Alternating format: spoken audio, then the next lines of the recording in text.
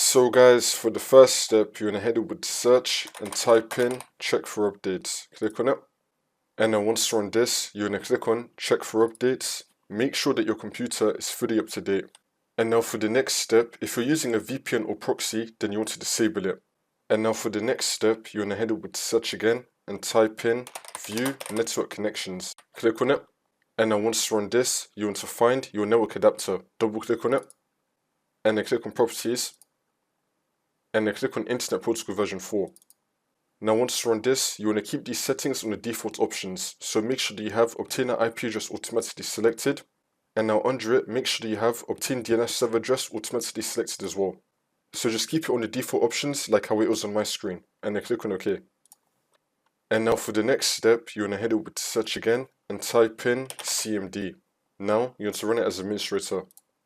And then click on yes.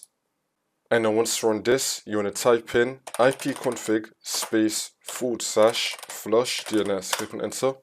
And now you want to type in netsh space winsock space reset. And then click on enter again. And now for the last step, you just want to restart your computer. And then the problem should be fixed.